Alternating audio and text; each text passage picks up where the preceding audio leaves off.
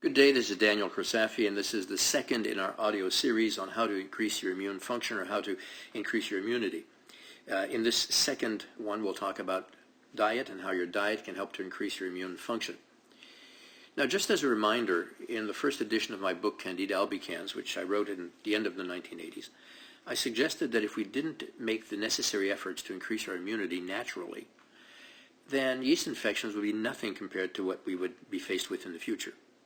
Now, since then, we've had flesh-eating bacteria, we've had mad cow disease, we've had Lyme, we've had H1N1, SARS, and now the coronavirus. Increasing our immune system strength is vitally important in a world where we're faced with newer and greater microorganic challenges.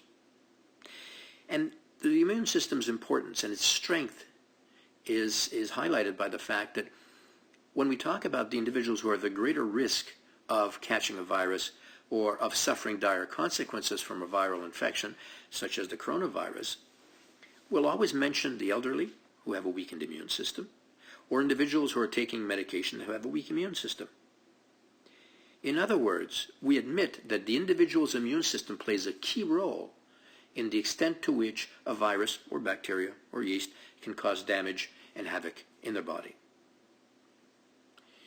It goes without saying, of course, then that if your immune system is strong, you have a lesser risk, everything else being equal, that a virus will cause damage or that it will develop into a significantly greater infection. So it's really important to determine and to find out how to increase our immunity. And we have to develop the maximum of our immune system's capacity, which doesn't mean we're setting aside medical services or hygienic recommendations that are being made. No, but it does mean that we're giving ourselves an extra edge when it comes to immunity. Now, again, if we want to increase our capacity to fight infectious agents, there's only one solution, that's increase our immune capacity. And few factors are as important to immune function as our diet. Indeed, or what we eat. Not only are what we eat, but our immune function is based on what we eat. Our antibodies, for example, don't develop out of a void. The amino acids required for the production of our antibodies come from what we eat, from the proteins that we eat. So diet is vitally important, and that's what I'd like to touch on with the next 3 points of what we have to avoid, what we have to prioritize, and remember Blaise Pascal, the great French philosopher, physicist, and mathematician. Well, the first thing to avoid are sugars. Sugars reduce immune function significantly. Research shows that as you increase your consumption of sugar, you proportionately decrease the capacity of your immune system. Now, a small amount of sugar may not be a problem or an issue at all, but most of us consume far too much in North America, and it's found almost everywhere. So we have to reduce it as much as we can. White sugar, brown sugar, honey, maple syrup, molasses, soft drinks, which are often made with sugar, agave syrup, and even natural fruit juices and fructose should be reduced or even avoided in some cases. And if you're a sugarholic, this is even more important because it probably has a greater impact on your immune system. Refined food should be avoided. Refining foods eliminates a large percentage of the vitamins and minerals and the trace elements present in them that your body needs to be able to have a strong immune system. For example, when you refine whole wheat to make white flour, you remove about 85% of its nutrients. In so doing, you're significantly reducing the quality of the food and the amount of nutrients you're getting in your diet. So avoid refined foods such as white rice, white flour, and things made with them. Avoid excess alcohol. Now, a small amount of alcohol may be fine. The recommended dosage is generally 6 ounces of wine, 175 milliliters of wine per day, or its equivalent in hard liquor or beer.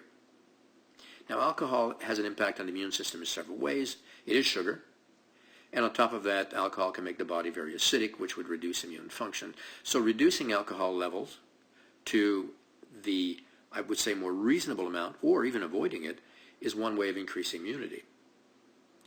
If you're intolerant or are hypersensitive to certain foods, even though you may cheat occasionally, if you want to increase your immune system's capacity, you must avoid them completely. And the reason is simple. if you're eating a food you're intolerant to, your immune system is mobilized to try to fight that, to deal with it. And if it's dealing with that, it doesn't have as much resource to deal with a bacteria or a virus or a yeast infection. So it is important to reduce, try to determine in a lot of cases, and reduce any food you might be intolerant or sensitive to. Diuretics are a problem. Water, we'll see in a few minutes, is extremely important for your immune function. And diuretics are beverages that make you eliminate water.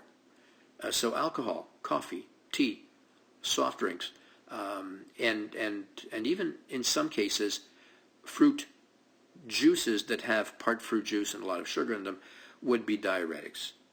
You eliminate a lot of water, and in some cases as much water as what you've consumed through that beverage. So try to avoid or reduce diuretics significantly, maybe a small coffee a day, maybe a small tea a day, etc. Dairy products. Dairy products are not a problem if you're not intolerant to them, but even some individuals who are not intolerant to dairy, will find that if they start becoming mucousy, if they have respiratory congestion, whether it's sinuses, whether it's bronchial tubes, whether it's the lungs, that when they reduce or cut out dairy, they find that everything else being equal, that congestion gets better.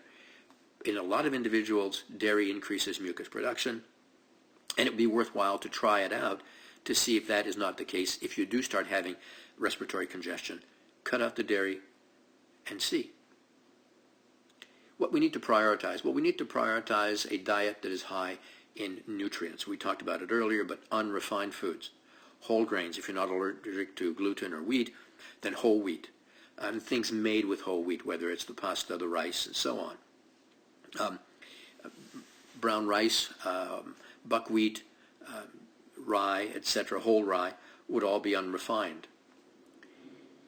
An important quantity of vegetables should be consumed lunch and dinner. Your lunch and your dinner should be at least 50 to 60% veggies, half of your meal. Vegetables contain a lot of vitamins, minerals, trace elements, and they also contain a significant amount of nutraceuticals, which are natural compounds that have anti-cancer, immune-enhancing, and antioxidant activity. Fresh fruits and vegetables should be consumed, ideally not canned, but they can be fresh, not fruits and vegetables, but fruits. They can be fresh or frozen. Not too many fruits, maybe 2 to 4 medium-sized fruits a day. They do contain a lot of vitamins, minerals, and trace elements that are important for immune function as well. You should consume a sufficient amount of protein. When we think about protein, we generally think about muscles. And yet, your skin is made of proteins, elastin, collagen. Your bones are made of protein. Your neurotransmitters are made of protein. And your brain is made of proteins. And your immune system is made of proteins. So all of these require protein that you get from your diet, and protein is vitally important for your immune system. Now, they can be animal-based protein, they can be plant-based protein, but proteins are necessary. So make sure that your lunch and dinner has protein foods as well as your breakfast. And lunch and dinner, at least 25% of your meal should be made up of protein. So 50 to 60% of vegetables, 25% of protein, which leaves you, if you want to have rice, if you want to have pasta, if you want to have bread, a maximum of 25% or a quarter of your meal from those foods. Finally, drink a lot of water. We can exist, won't be healthy, but we can exist 30 or 40 days without food, but we can only live a few days without hydrating ourselves. So water is extremely important. As I mentioned earlier, most of the things we drink, with the exception of vegetable juice, but most of the things we drink, coffee, tea, soft drinks, etc., are diuretics. They're not a source of water. And you should be drinking 1.5 to 2 liters of good quality, pure water every single day. Finally, let's not forget what the great French philosopher-physicist Blaise Pascal said. Pascal said, "Qui essaie de faire l'ange finit toujours par faire la bête." The individual who tries to act like an angel generally ends up acting like a beast. What do I mean? Well, permit yourself to cheat occasionally. Diet should never be an end in itself. It should be a means to be able to enjoy the other things that are more important than diet in life. So take your diet very seriously. Don't turn it into a religious endeavor.